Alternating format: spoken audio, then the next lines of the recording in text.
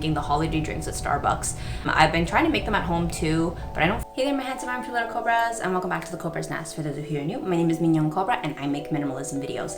Today's minimalism video is going to be my first ever favorites video. I see that a lot of YouTubers do these. I've never done one of them. I just didn't think I had anything to say of value. I didn't think anybody would care to hear what I have to say, but I figured I'll try it. If this goes well, I'll make more every month. If it doesn't, then just see this as me experimenting and trying something different.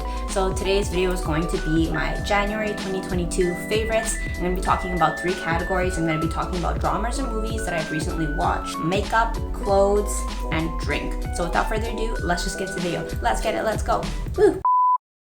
Okay, so first let's talk about some shows. I recently mentioned in one of my videos that I have been kind of relaxing a little bit and not being so extreme and watching a bit more television. So Will and I have been watching after work some stuff. So I'm going to be talking about 3 that I finished watching throughout January and December of last month. So the first one is Hellbound. These are like popular Netflix Korean. All 3 of these are going to be Korean, the ones I'm going to be talking about. Hellbound is about, it's kind of like supernatural, and like these monsters come and kill people and people try to make sense of it. And it's very like religion fanatic, which is really entertaining to watch because, you know, having grown up Catholic, Catholicism has its dark side, historically speaking. So I really do enjoy watching these. I also really like the way that Koreans do horrors, if that makes any sense. I took a horror cinema film when I was in university, and one that really spoke to me was actually the director Bong. It was called The Host. That was really good. And from then I was like, Koreans really know how to make horrors. So I'm not sure if this is considered a horror, but it's a thriller. I don't really like horrors, to be honest. Western horrors freak me out. I can't stand it. I watched it and I was like with my hands over my eyes. I'm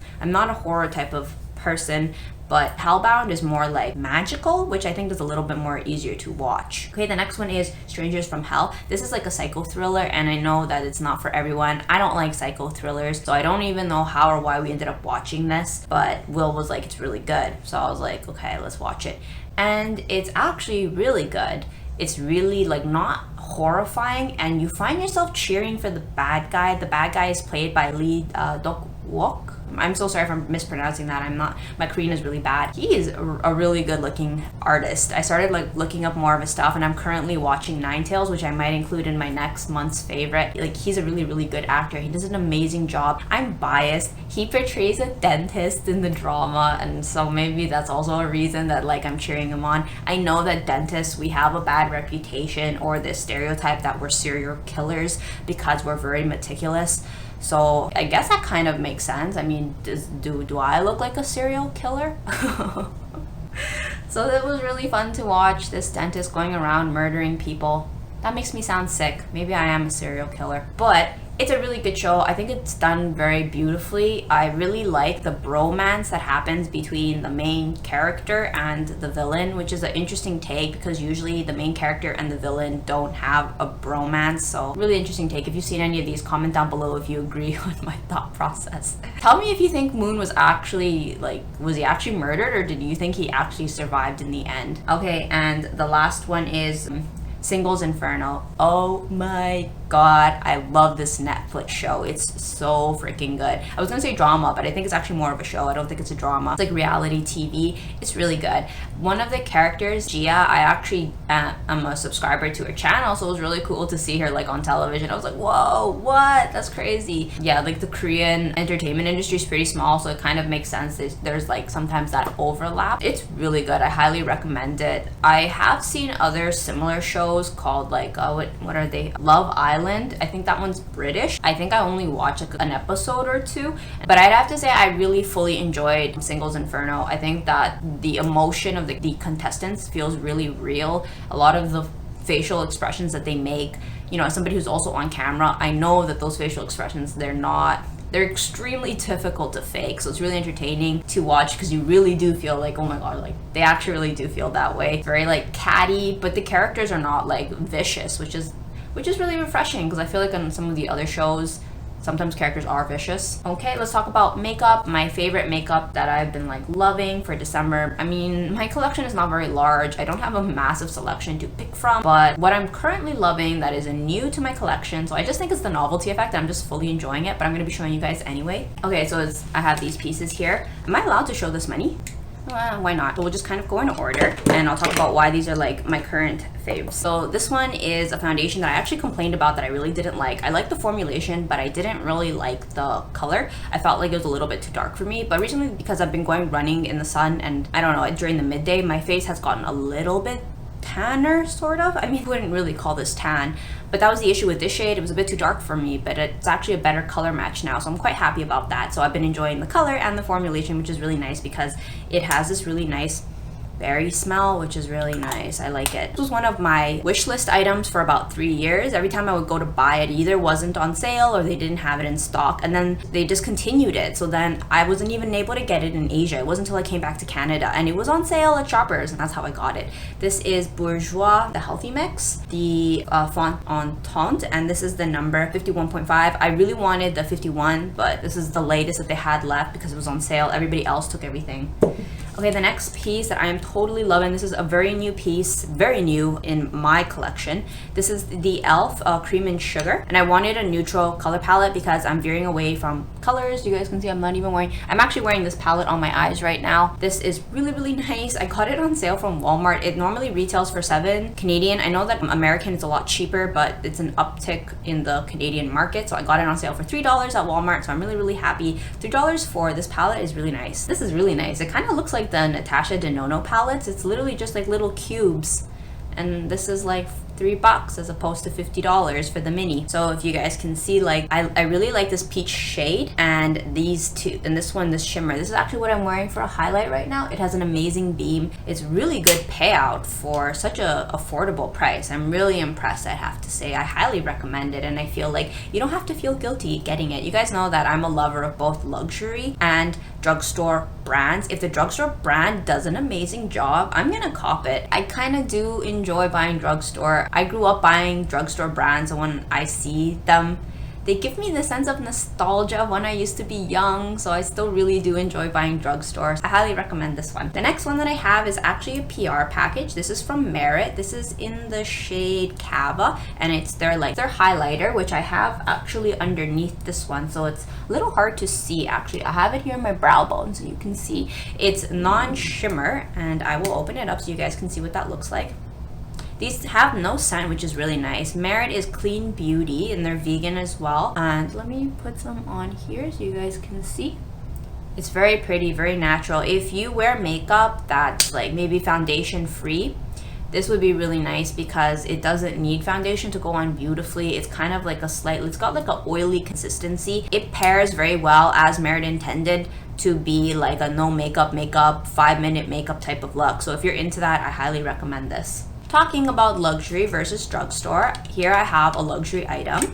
This one I also got on sale, and you guys probably saw that this is one of the treats that I gave myself after my no buy. Yeah, this, it smells so good. I'm gonna be a YSL fan till I grow old. This is really, really, really nice. I was a bit worried. I was like, this is kind of a pricier item. Even though I did get it on sale, I got it for $19.99, which is really good. I'm really happy. That's probably the cheapest YSL thing I've ever bought.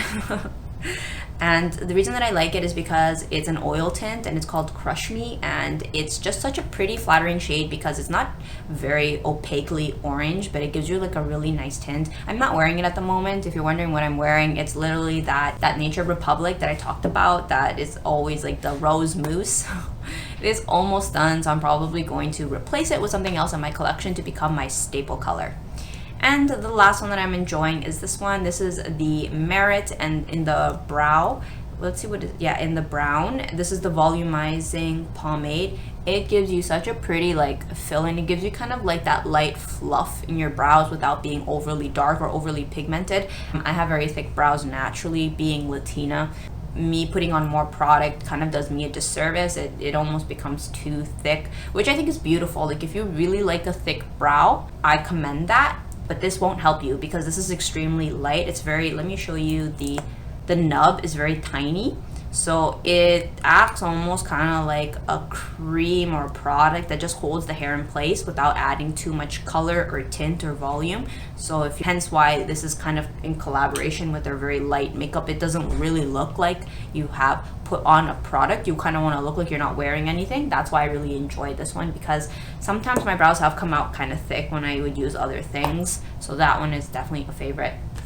Let's talk about the next thing. Okay, clothes. What is something that's currently in my rotation that I'm absolutely crazy about, and I'm going to be showing you guys right now? It's these. Let me see if I can stand on my chair. It is these sweatpants that I have been living out of. And an interesting story about these is actually they were my mom's. When I moved in, I kind of found some clothes hanging around in my room that were not mine, and I was like, she doesn't want them, I'm gonna take them. And they're super comfy. They are very wide and baggy, but also the cut is perfect at my ankle. I'm not tall, I'm only 5 feet.